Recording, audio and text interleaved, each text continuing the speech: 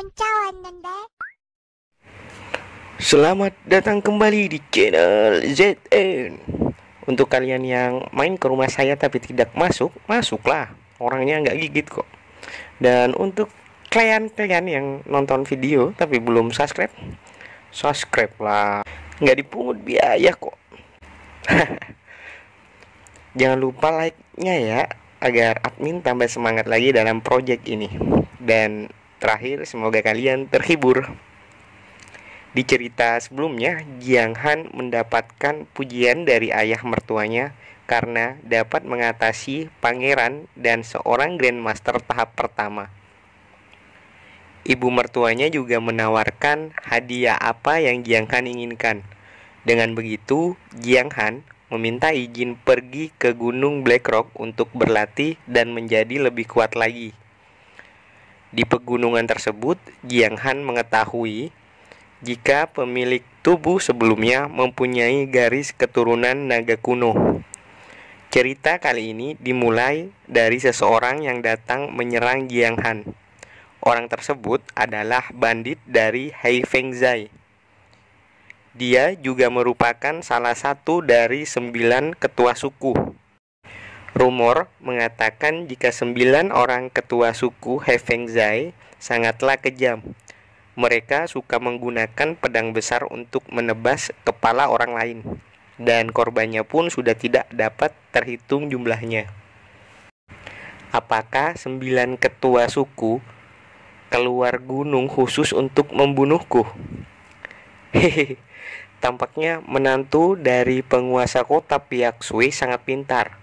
Hari ini aku diperintahkan untuk mengambil kepalamu. Jiang Han menanyakan siapa seseorang yang menyuruh 9 kepala suku. Apakah orang itu berasal dari keluarga Lin atau keluarga Zhang? Sambil bersiap menyerang, bandit tersebut berkata, "Apa bocah sepertimu benar-benar bisa mengetahui dalang di balik semua ini? Pantas saja kalau kakakku berkata untuk tidak berbicara kepadamu." Dia pun langsung menebaskan pedangnya pada Jiang Han. Sebuah tebasan yang kuat dan mampu membelah pohon besar menjadi 2 bagian. Namun hal itu masih mampu dapat Jiang Han hindari. Bandit tersebut kembali menyerang Jiang Han. Meski Jiang Han menangkisnya, namun karena perbedaan kekuatan kultivasinya terlalu jauh, Jiang Han terlempar jauh ke belakang. Jahahaha. Nak, istri cantikmu belumlah membunuh kepala suku yang merupakan saudara-saudaraku. Kau jangan khawatir. Setelah aku membunuhmu, aku akan membantumu mencintai istrimu. Jiang Han yang marah segera menyerang bandit tersebut. Apa kau dapat mengalahkanku di alam Tongmai tahap keempat dengan kultivasimu yang berada di pengumpulan Ki tahap ke-9? Benar saja, semua serangan Jiang Han dapat dengan mudah dihindari. Jiang Han yang berlari menjauh segera disadari oleh si bandit. Kemudian bandit itu mengeluarkan busur panahnya dan melepaskan serangan ke arah Jiang Han. Dengan bersusah payah, Jiang Han kembali mampu menghindarinya. "Hei nak, kau akan segera mati. Apa kau akan melarikan diri ke dalam hutan? Percayalah, tidak ada orang yang bisa menyelamatkanmu hari ini." Dalam hatinya bergumam, bagaimana jika anak ini benar-benar kabur ke dalam hutan? Jiang Han pun yang mengerti maksudnya segera lari menjauh. "Hei, tunggu! Sial, bocah ini benar-benar berani masuk ke lingkaran dalam pegunungan Black Rock." Jiang Han kemudian menghentikan larinya. Sambil tersenyum, Jiang Han berkata, "Lingkaran dalam ini memang sangat berbahaya. Jika kau jujur dan mengatakannya padaku sebelumnya, aku tidak akan pernah lari ke dalam." Sambil meloncat, bandit tersebut bersiap menyerang Jiang Han. Jiang Han pun juga menyiapkan serangan di tangannya, lalu berteriak, 100.000 volt. Sebuah serangan dilepaskan oleh Jiang Han. Si bandit pun juga sudah bersiap menghalau serangan tersebut. Namun, Jiang Han mengarahkan serangannya bukan pada si bandit, melainkan pada seekor bayi burung Thunderbird. Sial, dia sengaja tidak menyerangku, ujar si bandit terkejut. Kemudian muncullah Thunderbird besar yang merupakan induk dari bayi Thunderbird yang diserang oleh Jiang Han. Burung tersebut berada tepat di hadapan si bandit. Sambil ketakutan, si bandit berkata, "Tunggu dulu, yang menyerangmu bukan aku, tapi dia," sambil menunjuk ke arah Jiang Han. Ternyata Jiang Han sudah kabur duluan. Burung tersebut segera mengeluarkan serangan dari mulutnya.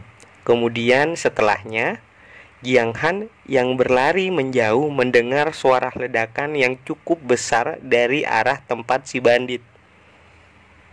Dengan wajah tengilnya, Jiang Han berkata, "Terimalah itu, karena berniat membunuhku."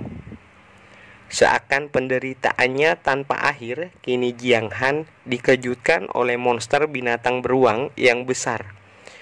Ia kembali berlari kabur menjauh dari monster beruang tersebut. Namun ternyata monster beruang tidak melepaskan Jiang Han dan terus mengejarnya.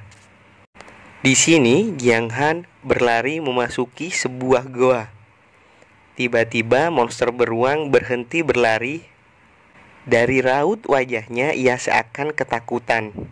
Dengan santai, Jiang Han memasuki goa tersebut karena dirinya yakin jika monster beruang tidak akan masuk dan mengejarnya ke dalam goa. Jiang Han berpikir jika tidak mungkin kalau beruang tidak bisa berjalan dan hanya berdiam di luar tanpa alasan. Pasti ada sesuatu yang membuat beruang tersebut takut.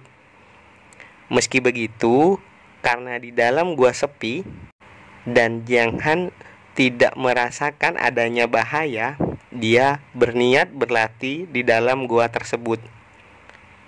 Dalam teknik 7 pedang Yuan, setiap kali digunakan, sebuah serangan akan menimbulkan kekuatan yang kuat berkali-kali lipat.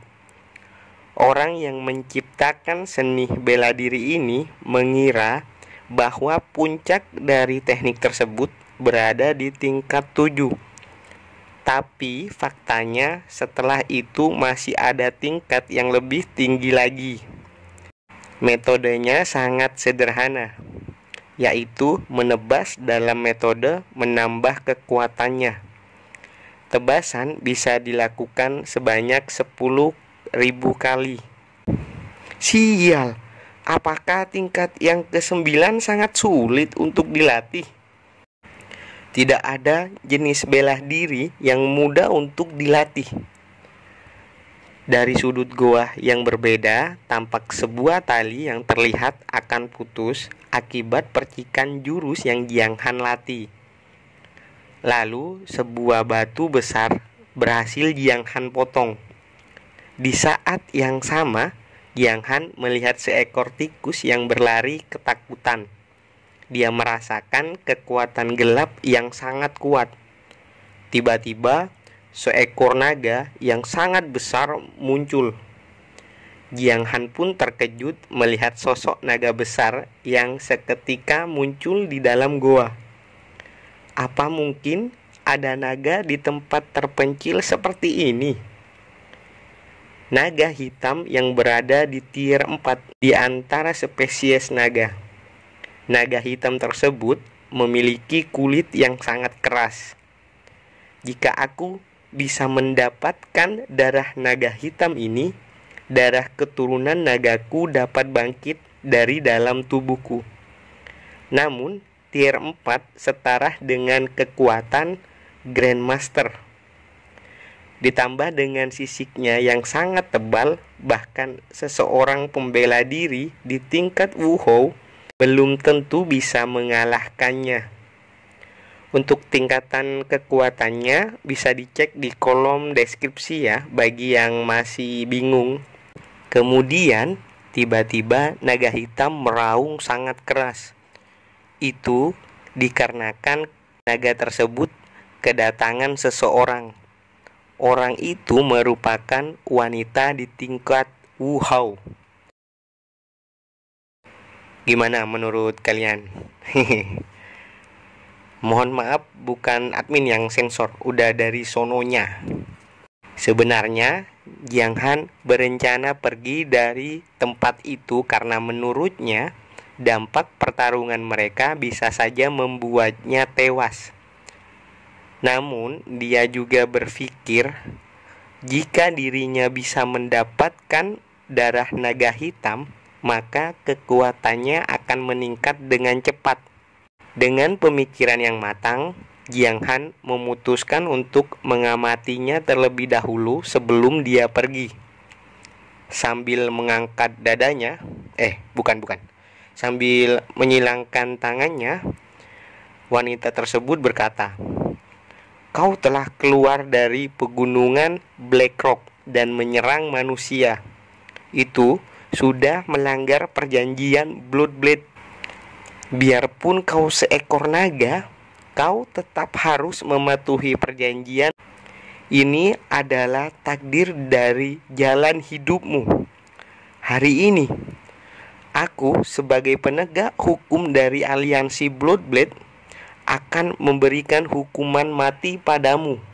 Jiang Han yang mendengarnya menjadi bingung karena dirinya belum pernah mendengar aliansi Bloodblade dan lagi perjanjian Bloodblade. Dengan kata lain, aliansi Bloodblade ini dapat mengendalikan monster binatang buas termasuk seekor naga. Wanita tersebut bersiap menyerang naga hitam.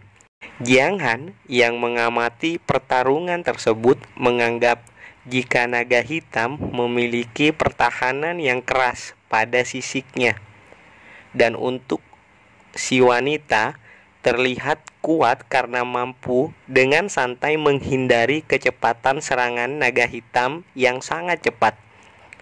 Terlihat naga hitam menyerang dengan cakarnya yang tajam dan runcing. Lalu wanita itu mengeluarkan kekuatannya yang berbentuk seperti bunga teratai di kakinya. Dengan cepat si wanita menghilang dari pandangan naga hitam, sehingga serangan naga hitam hanya mengenai angin saja. Kini si wanita berada tepat di atas kepala naga hitam. Kemudian segera menyerang kepala naga hitam dengan pedangnya. Pedangnya berhasil menembus sisik naga hitam. Si wanita melompat menjauh mengetahui jika naga hitam akan segera terjatuh. Namun sebelum terjatuh, naga hitam menghempaskan ekornya pada si wanita. Serangan tersebut membuat wanita itu terpental jauh dan terluka. Kemudian naga hitam kembali bangkit dan menghempaskan sayapnya sehingga menimbulkan angin yang kuat dan tajam seperti bilah pedang. Serangan tersebut kembali melukai si wanita. Naga hitam menyerang dengan mengibaskan ekornya yang besar ke arah si wanita. Melihat si wanita yang terluka dan akan kalah, Jiang Han segera berlari untuk meninggalkan goa. Namun tiba-tiba naga hitam mendapatkan serangan yang sangat kuat dan serangan itu mampu menembus kepala naga hitam. Dan seketika naga hitam langsung tewas. Hal itu membuat Jiang Han terkejut karena si wanita yang sudah terluka dan hampir kalah tiba-tiba menjadi sangat kuat. Terlihat di dahi si wanita kini terdapat sebuah tanda. Jiang Han yang juga melihatnya tidak sengaja berteriak, "Apakah itu tanda kehidupan?" Wanita tersebut menyadari jika ada orang lain di dalam goa dan berteriak, menyuruh untuk orang tersebut yang tidak lain adalah Jiang Han agar segera keluar dari tempat persembunyiannya. Gawat, aku ketahuan. Jika aku keluar, maka dipastikan aku juga akan dibunuh olehnya.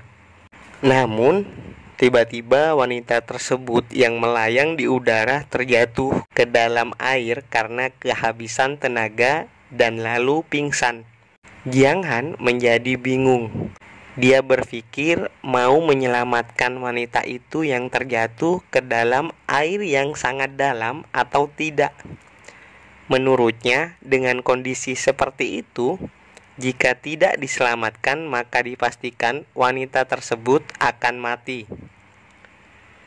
Di sisi lain, dia takut jika wanita tersebut dapat diselamatkan lalu terbangun, pasti Jiang Han akan dibunuh olehnya. Setelah kebingungan panjang yang dialami Jiang Han, hasilnya pasti sama dengan kebanyakan laki-laki di dunia ini. Dikeluarkanlah wanita itu dari dalam air, dan Jiang Han pun terdiam sejenak, menikmati pemandangan tersebut. Pasalnya, pemandangannya seperti ini nih. Gimana menurut kalian? Jiang Han kembali menyelam ke dalam air setelah memastikan bahwa si wanita baik-baik saja. Setelah beberapa saat, dia menemukan mayat naga hitam. Dia berniat mengambil esensi darah dan inti yuan yang pastinya benar-benar tak ternilai harganya. Kemudian, setelah mendekati naga hitam, Jiang Han terkejut karena inti yuan yang berharga milik naga hitam telah rusak diakibatkan tusukan dari pedang si wanita. Dengan kata lain, Jiang Han hanya bisa mengambil esensi darah dari naga hitam. Dia segera mengambil jantung naga. Jiang Han kembali melihat ke arah wanita tersebut yang masih belum terbangun dari pingsannya. Meskipun Jiang Han ingin mencicipi tubuh indah milik si wanita, akan tetapi Jiang Han mengurungkan niatnya itu. Jiang Han berkata, "Lupakan itu. Aku sudah mendapatkan hadiah darinya. Anggap saja jika dia telah membunuh naga hitam untukku." Setelahnya, Jiang Han membuka baju bagian atas si wanita dan mengobati punggungnya yang terluka akibat pertarungan tadi. Entah kenapa, meski pingsan, si wanita mendesah kesakitan saat punggungnya diobati Jiang Han. Niat menunggangi kembali muncul di benak Jiang Han melihat yang terjadi di depannya. Namun, dia kembali mengurungkan niatnya setelah dirinya melihat jantung naga yang berhasil didapatkannya tadi. Dia sedikit menggores jantung tersebut hingga mengeluarkan darah. Kemudian, dia duduk berkonsentrasi untuk menyerap esensi dari naga sekaligus sisa energi di jantung tersebut. Setelah beberapa saat berlalu, tiba-tiba Jiang Han merasakan kesakitan yang sangat amat menyakitkan di dalam seluruh tubuhnya. Dia berusaha sekuat tenaga menahan rasa sakit itu. Dan hasilnya, Jiang Han berhasil memurnikan darah naga serta berhasil membangkitkan darah keturunan naganya. Perubahan pun terjadi pada tubuh Jiang Han. Sedikit demi sedikit, bagian tubuhnya mulai bertransformasi ke bentuk naga. Sampai akhirnya sepasang sayap muncul dari dalam tubuh Jiang Han. Jiang Han tersenyum merasakan kekuatan yang dimilikinya sekarang. Setelah sebagian tubuhnya berubah menyerupai naga, kekuatannya pun meningkat secara drastis. Dia merasakan jika dirinya berada di tingkat alam Tongmai tahap ke-6. Dengan sayap yang dimilikinya, sekarang Jiang Han dapat terbang dengan mudah tanpa harus mencapai tingkat sains. Setelah itu, merasa penampilannya akan menjadi masalah jika dilihat oleh banyak orang, dia kembali merubah tubuhnya menjadi manusia normal. Setelah kembali normal, kekuatan Jiang Han juga kembali seperti sebelumnya. Jadi, Jiang Han akan memiliki tambahan kekuatan saat dirinya bertransformasi ke bentuk setengah naga. Dan tingkat kekuatannya ketika dalam mode setengah naga naik 5 tingkat. Jadi gini admin jelaskan, ada di tingkat apapun Jiang Han saat mode manusia, tingkatan kekuatannya akan langsung naik 5 tingkat saat mode naga.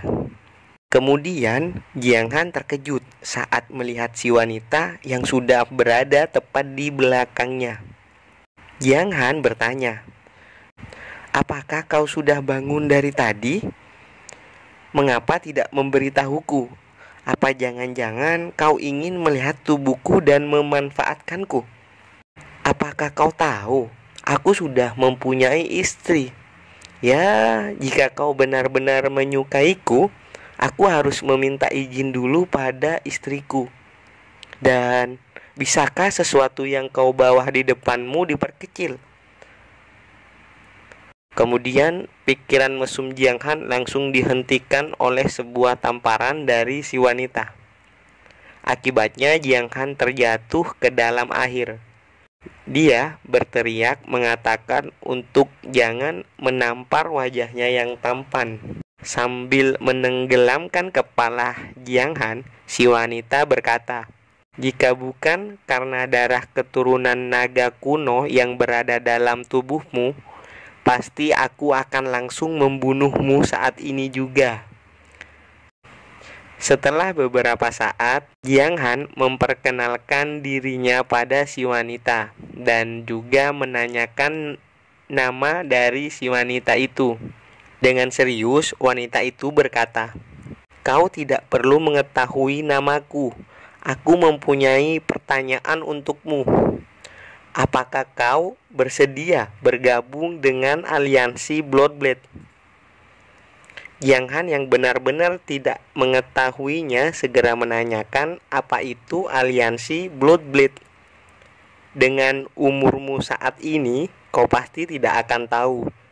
Jadi aku akan menjelaskan sedikit padamu.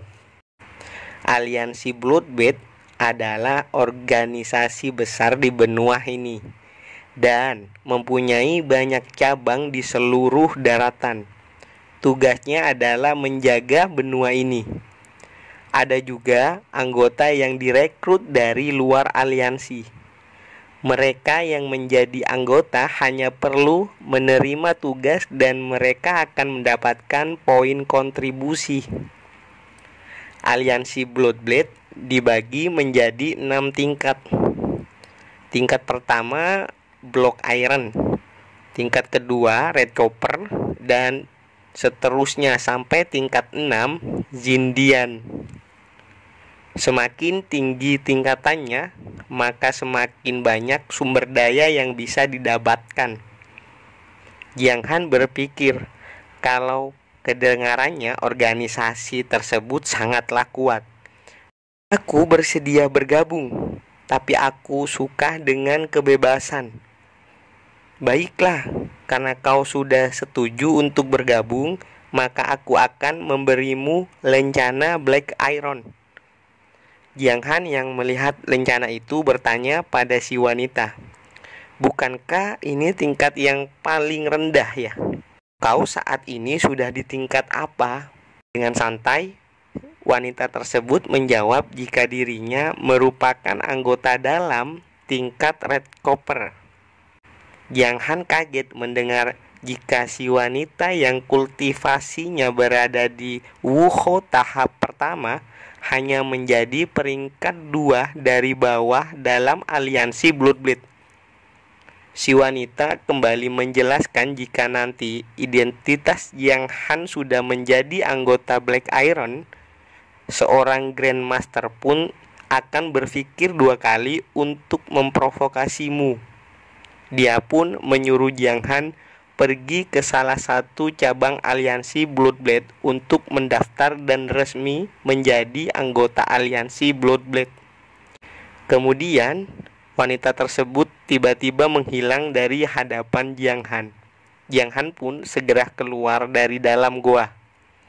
Sesampainya di pintu keluar, dia dikejutkan oleh monster beruang yang ternyata masih menunggunya di depan goa.